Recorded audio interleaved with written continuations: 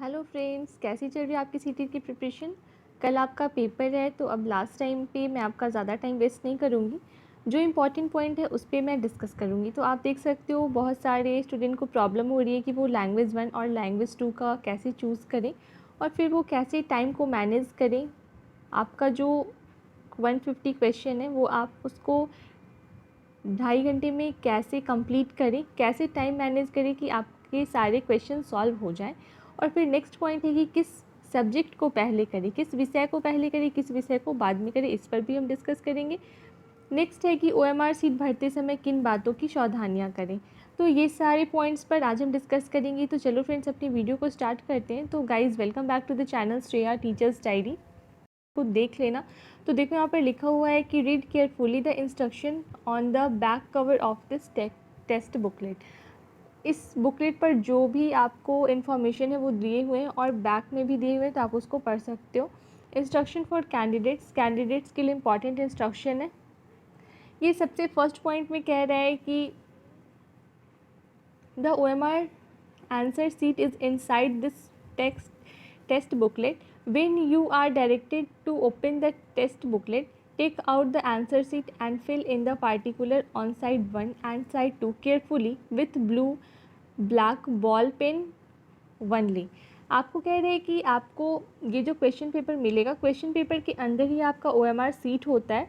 तो आपको जब तक वहाँ के जो इन्विजिलेटर होंगे वो आपको जब तक इंस्ट्रक्ट नहीं करे तब तक आपको ओपन नहीं करना है। उनके इंस्ट्रक्शन के बाद ही आपको ओपन करना है अपना क्वेश्चन पेपर। और उसका जो OMR सीट है उसको आपको ब्लू या ब्लैक डॉट पेन से फिलअप करना है। फ्रेंड्स, ध्यान रखना इस बात को, आप ब्लू या ब्लैक डॉट पेन लेकर जाना, जेल पेन बिल्कुल भी मत लेकर जाना क्योंकि वो पेन अलाउड नहीं है। नेक्स्ट पॉइंट है the test is of 2.5 hour duration and consist of 150 question, there is no negative marking. यहाँ पर बहुत ही इंपॉर्टेंट बात है कि आपका जो एग्ज़ाम है वो 2.5 घंटे का पेपर है आपका, और जो आपके नंबर ऑफ़ क्वेश्चंस होंगे वो 150 क्वेश्चंस होंगे। पर क्वेश्चन आपको 1 मिनट दिया जा रहा है और आपका यहाँ पर निगेटिव मार्किंग नहीं है। आप याद रखना, आपका निगेटिव मार्किंग नहीं है, इसलिए आपको एक भी क्वेश्चन छोड़कर नहीं आना है। आपको सारे क्वेश्चन सॉल्व करके ही आने हैं। और फिर यहाँ पर नेक्स्ट इम्पॉर्टेंट पॉइंट की बात करें तो यहाँ पर देखो, आपका जो क्वेश्चन होगा वो आपका 5 पार्ट में डिवाइड होगा। फर्स्ट पार्ट हो जाएगा आपका चाइल्ड डेवलपमेंट CDP, उसमें 30 क्वेश्चंस होंगे। पार्ट 2 मैथ्स हो जाएगा, उसमें भी 30 क्वेश्चंस होंगे। पार्ट 3 इन्वायरमेंटल स्टडी, उसमें भी 30 क्वेश्चन। पार्ट 4 लैंग्वेज 1 और पार्ट 5 लैंग्वेज 2। ये आपका मोस्ट इंपॉर्टेंट पार्ट है। इसमें बहुत सारे कैंडिडेट्स को कन्फ्यूज़न हो जाता है जिनकी वजह से उनके बहुत सारे क्वेश्चंस गलत हो जाते हैं। अगर आप एक पार्ट गलत करोगे तो आपका 60 क्वेश्चन वैसे ही गलत हो जाएगा। तो ये आपके लिए बहुत ही इंपॉर्टेंट है। मैं आपको आगे डिटेल में बताती हूँ जो आपको हेल्प करेगी। फिर यहाँ पर देखो, आप यहाँ पर name of the candidate in capital letter, यहाँ पर आप अपना कैपिटल लेटर में जो भी नाम होगा यहाँ पर आप फिलअप कर लेना। सपोज़ मैं एग्जांपल लेती हूँ, आपका नाम रुचि है तो यहाँ पर आप रुचि फिलअप कर लेना। आप कैपिटल लेटर में ही यहाँ पर फिलअप करना जो भी आपका नाम होगा। उसके बाद आपका रोल नंबर आता है। रोल नंबर यहाँ पर आपको ऊपर लिखना है अंकों में और नीचे लिखना है शब्दों में। तो यहाँ पर बहुत सारे कैंडिडेट्स को ये कन्फ्यूज़न होता है कि उनका रोल नंबर तो 7 डिजिट 8 डिजिट का है या फिर 9 डिजिट का है, तो इतना लंबा रोल नंबर हम कैसे लिखेंगे। तो वो जो क्या होता है ना, यहाँ पर सपोज़ आपका ये हो गया आपका रोल नंबर,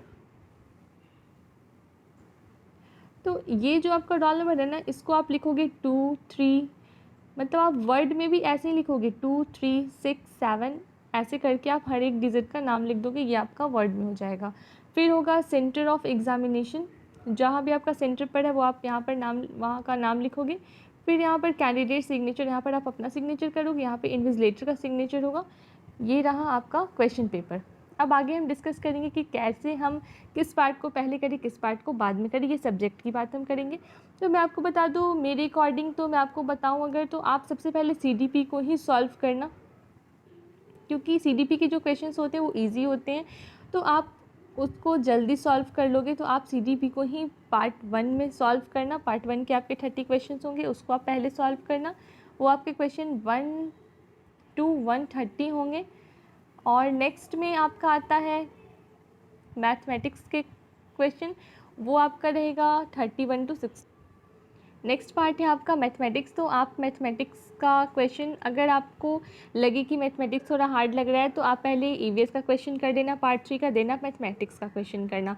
और एक बात मैं आपको कहूँगी, एक बात इस बात को ध्यान देना, अगर जो क्वेश्चन आपको सॉल्व करने ना आए या आपको नहीं समझ में आ रहा है, आप उस क्वेश्चन पे अपना टाइम वेस्ट मत करना, आप उसको स्किप करके नेक्स्ट क्वेश्चन पे चले जाना। आप उस क्वेश्चन पे एक पॉइंट दे देना ताकि बाद में याद रहे कि हाँ वो क्वेश्चन मेरा बचा हुआ है, और फिर आप नेक्स्ट क्वेश्चन की और बढ़ जाना। क्योंकि आप अगर उसमें अपना टाइम वेस्ट करोगे तो फिर आपका जो टाइम मैनेज होगा उसमें आपको बहुत ज़्यादा प्रॉब्लम हो जाएगी।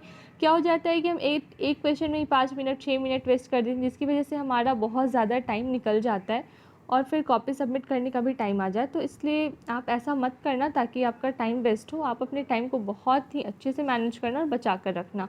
और फिर नेक्स्ट पार्ट है ईवीएस। तो मैं तो आपको सजेस्ट करूँगी कि आप पार्ट 2 में पहले ईवीएस ही कर लेना। आप देखो ईवीएस के क्वेश्चन आपको मिलेंगे 61 to 90। ये आपका रहा पार्ट 3। यहाँ से आपका ईवीएस का क्वेश्चन स्टार्ट होता है, तो आप नेक्स्ट में ईवीएस के क्वेश्चन कर लेना 30।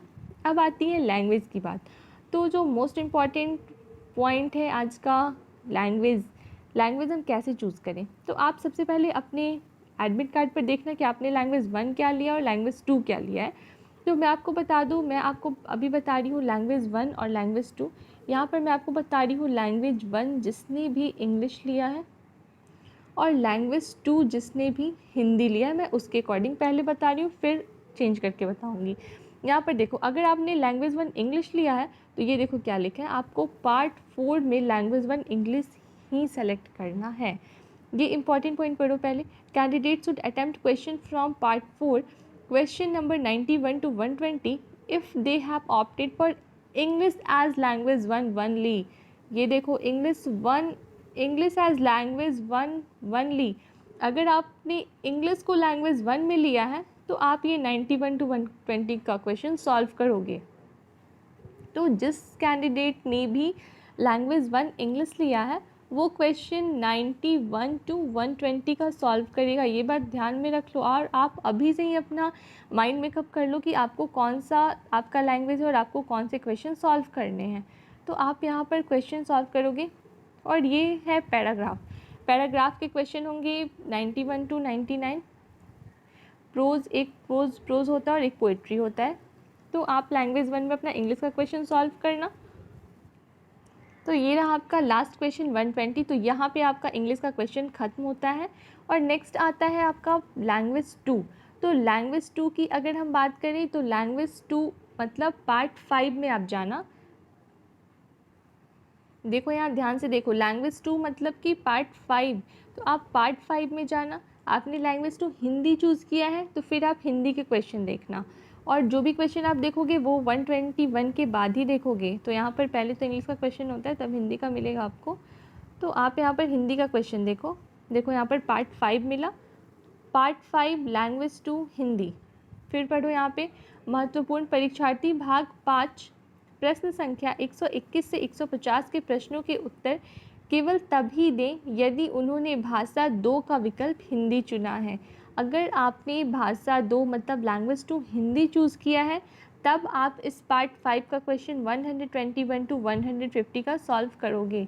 अब आई होप अब आपका सारा कन्फ्यूज़न दूर हो गया होगा लैंग्वेज को लेकर।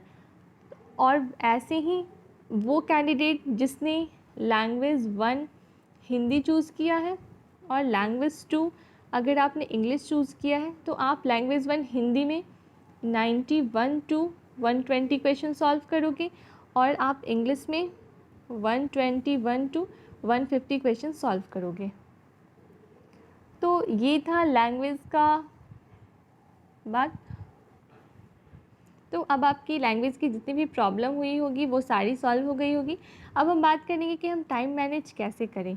तो आपका जो क्वेश्चन होता है, आपको हर एक क्वेश्चन के लिए आपको 1 मिनट दिए जाते हैं।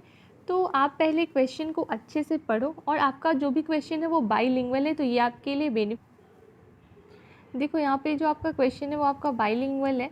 तो आपको क्या करना है, आपने सपोज़ हिंदी में कोई क्वेश्चन पढ़ा और आपको उसका ऑप्शन जो है या फिर क्वेश्चन का ही कोई वर्ड है जो आपको समझ में नहीं आ रहा है, वो बहुत ज़्यादा हिंदी है, तो आप क्या करना, तुरंत उसका इंग्लिश क्वेश्चन पढ़ना। अगर आप इंग्लिश क्वेश्चन पढ़ोगे तो आपको वो बहुत अच्छे से समझ में आ जाएगा, तो आप उसका आंसर टिक कर सकते हो। तो इस ऐसे करके हम अपना टाइम बचा सकते हैं और टाइम मैनेज कर सकते हैं। और नेक्स्ट पॉइंट है हमारा कि OMR शीट को कैसे फिल करें। तो मैंने आपको पहले एक वीडियो OMR शीट पर पूरी वीडियो बना रखी है, तो आप मेरे प्लेलिस्ट में जाकर चेक कर सकते हो, वहाँ पर मैंने पूरी डिटेल्ड वीडियो बनाई है, वो भी आपके लिए बहुत ही हेल्पफुल होगी।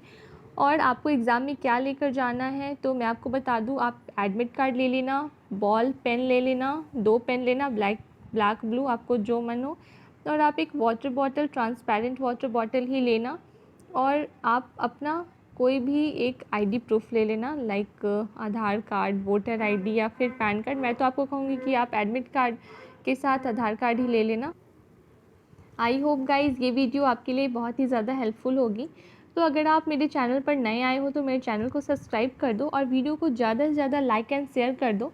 और आप सभी कैंडिडेट्स को मेरी साइड से कल के लिए बहुत बहुत बेस्ट विशेस। आप सभी बहुत ही अच्छे से पेपर देना, और आई होप, मैं भगवान से प्रे करूँगी कि आप सभी का पेपर अच्छे मार्क्स से निकले और आप सारे सीटेट का पेपर क्वालिफाई करो। Thank you.